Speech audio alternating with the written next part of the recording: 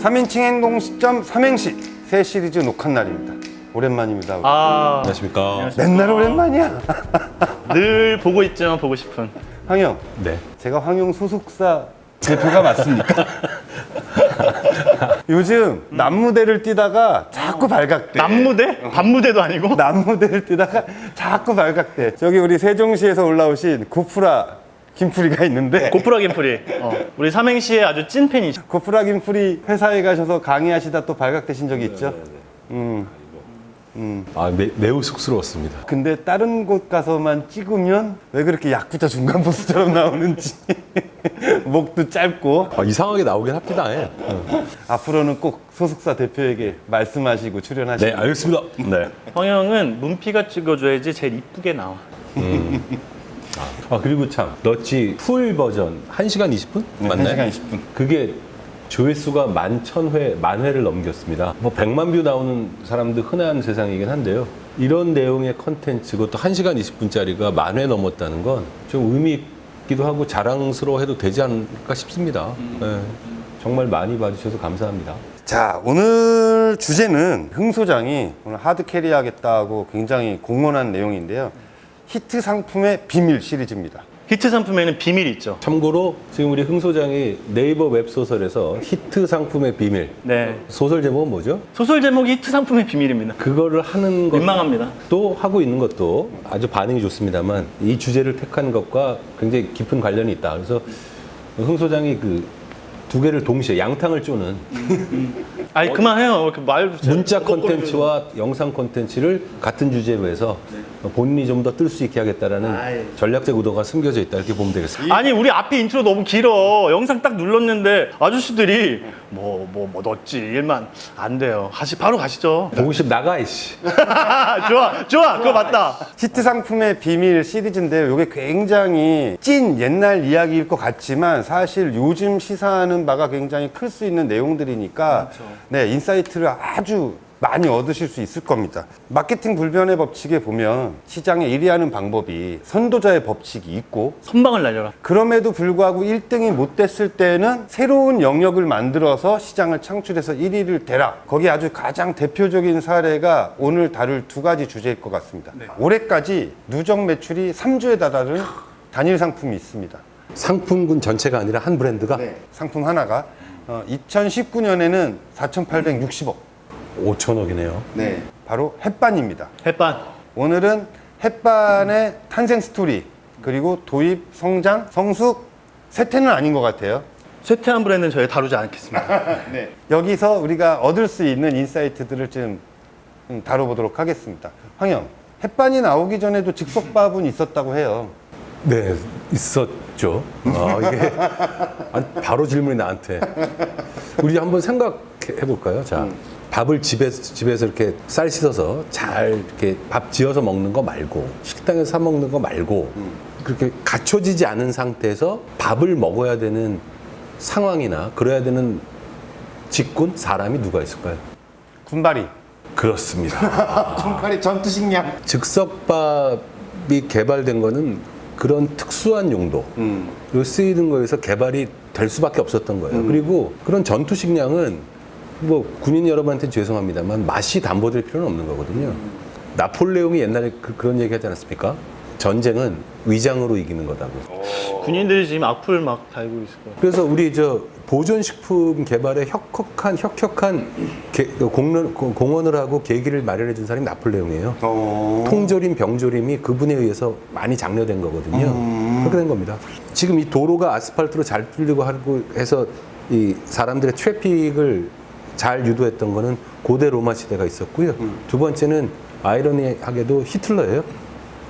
히틀러까지 가지 마시고. 그러니까요. 제발 바로 본론으로 가자고. 도입 제발 도입 탄생 스토리. 알겠습니다. 네. 근데 군인들을 위해서 이런 즉석밥이 필요한데 그렇다고 해서 그걸 만드는 거나 이럴 때 지나치게 돈이 많이 들고 하는 거는 쉽지 않은 선택이었을 거예요. 우리나라 경제력을, 옛날 경제력을 생각해 보면.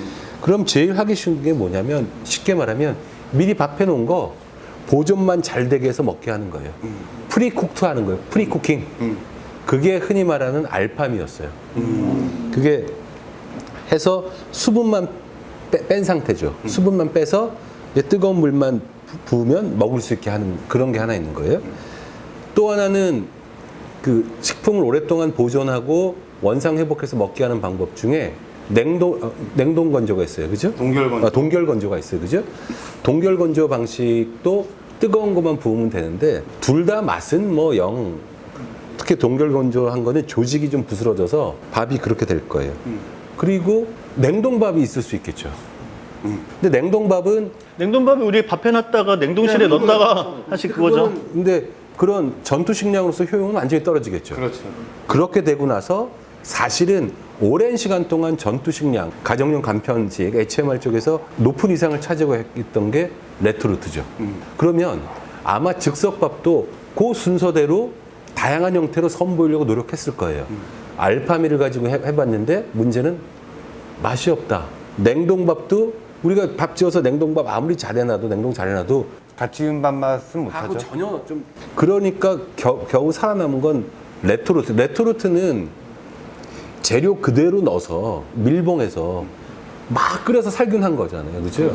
그래서 그 상태로 그냥 다시 하면 되는 거잖아요. 그러니까 단단한 어떤 조직을 갖고 있는 고기 쪽엔 참 좋지만 그 채소나 쌀한테는 좀 안 맞는 건 있어요. 그러나 그래도 가장 식감에 있어서 기존에 나왔던 알팜이나 이런 것보다는 나으니까 오랫동안 시장을 형성하고 살아남은 거고요. 지금도 여전히 그 존재하죠. 그래서 해서 제가 좀 들어가겠습니다. 네. 반도체 공장 수준의 클린룸을 갖춰야 되고 100억 정도의 설비 투자가 필요한가 봐요. 사실 쉬운 결정이 아니었다라고 지금 생각해도 저도 그렇고요. 재밌는 건 저도 몰랐는데요. 저는 첫 해부터 애가 막 스타로 빵빵 터진 줄 알았어요. 아니더라고요. 첫 해 목표 매출이 80억이었는데 50억밖에 못 팔았고 들어간 돈은 100억인데 50억 반타작밖에 못했어. 사실 이게 손익분기가 3년 안에 안 나면 이 상품은 죽여야 된대요. 그런데 얘는 대기만성형이 될 거다라고 아마 당시에 뭐 멋있는 분들이 했겠죠. 저는 이걸 리스펙트합니다. 어찌됐건 지금 3조를 이걸로 돈 벌었잖아요. 첫 해 50억밖에 못 벌었는데 저는 햇반 브랜드가 좀 재밌다는 히트 상품 중에서 재밌다고 느낀 게 성장 드라마 같아. 약간 이랬다가 약간 좌절도 했다가 뭐 이랬다가 이제 경쟁자 없다가 몇 년이 없었거든요. 처음 탄생 스토리 중에 제가 재밌게 본 건 돈 들어간 거 대비 별로 안 나왔다. 그럼 우리가 막 예를 들어 우리 삼행시 유튜브 죄송합니다. 제가 지금 이 얘기 하는데 울컥울컥 하는 게 뭐였냐면은 손익분기 이런 거 따졌으면 전 삼행시 같은 거 하면 안 됩니다. 손익 분기를 따지는 게 아니라 손익 자체를 생각할 수가 없어. 손만 있어. 이익이 없어. 이익. 그래도 여러분 삼행시가 대기만. 6월 달에 그래도 광고 수익으로 114불을 벌어서 네, 첫 광고 수익을 지급을 받았습니다. 근데 우리 황영이 그걸 또 기부하자고 그래가지고 자기가 한 것도 아니면서 저희 삼행시도 대기만성형의 귀감이 되겠습니다. 우리 메가 브랜드 얘기는 했나요? 일반적으로 식품류에서 연 매출이 1,000억이 넘으면 메가 브랜드다. 우리나라에서 나온 참치캔 모두 합쳐서 연 매출 기준이 연 매출이 얼마 정도 될 것 같으세요? 모르겠습니다. 비밀이 4,000억이 안 돼요. 전체가 다 합쳐서 참치캔 시장 자체가 참치캔 시장은 조금씩 줄고 있어 사실은. 줄고 있어요. 소비자 기준으로. 그런데 작년에 4,800억이 넘었다고 그러면 4,860억을 했답니다. 그러면 햇반은 뭐 초초 메가 브랜드라고 얘기할 수 있는 것 같고요. 이게 별거 아닌 것 같지만 우리 보시는 분들 중에 의외로 공부하시거나 이런 분들이 많아요. 그래서 식품업계 중심으로 매출 1,000억 넘으면 메가 브랜드라고 부른다. 그게 히트 브랜드의 아주 기준이에요. 1,000억 넘었다 그러면 대박 쳤다는 건데 5배 가까우니까 엄청나요. 저는 그렇게 클지 몰랐어요. 왜냐하면 참치캔 전체가 4,000억이 안 되는데 아까 탄생의 어떤 비화 같은 걸 말씀하셨는데 이게 반도체 공장 시설에 어떤 클린룸이 있어야 된다는 얘기니까 클린룸이 있어야 된다는 얘기는 그게 기본적으로 잡스러운 게 안 들어가야 된다는 거잖아요. 그러니까 멸균 시설이란 뜻일 거고. 그렇죠. 여기 있죠. 근데 아마 그것도 있을 거예요. 우리가 경영자라면 생산 시설을 만드는데 돈이 많이 든다라는 거에 대해서 고민을 하겠지만 만일 이렇게 새로 뭘 하는데 돈이 이렇게 드는데 똑같진 않지만 비슷하게 할 수 있는 게 미리 확보된 게 있다라면 누구라도 기존에 있던 거 활용해 보지 뭐 이런 생각을 안 할 수 없었을 거다. 그게 아까 우리 그 흥 소장이 저한테 그 오랜만에 기억을 일깨워준 당시 그 햇반 나오지 있었던 브랜드가 뭐라고요? CJ에? 레또가 있었거든요. 그러니까 레토르트 식품 형태로 하는, 그래서 이미 짜장면이라든가 짜장이라든가 이렇게 나오고 있었단 말이에요.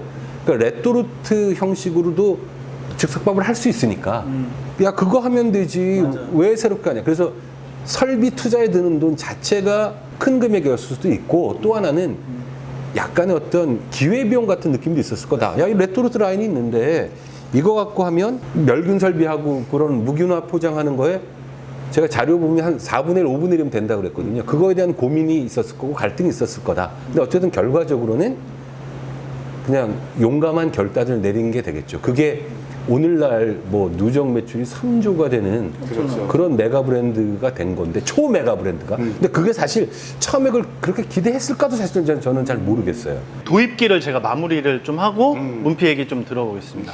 황영이 늘 얘기하는데요. 새로운 개념의 새로운 방식을 제공하는 브랜드는 기존과 단절을 확 시켜야 된다. 근데 레또도 제 자료를 보니까 내부에서 어떤 분들은 브랜드 뭘 그 남발하냐, 레또 괜찮다 반응, 레또 뭐 즉석밥 이런 식으로 내자 하는 쪽이 있었고, 한쪽에선 이거 완전히 단절시켜야 된다.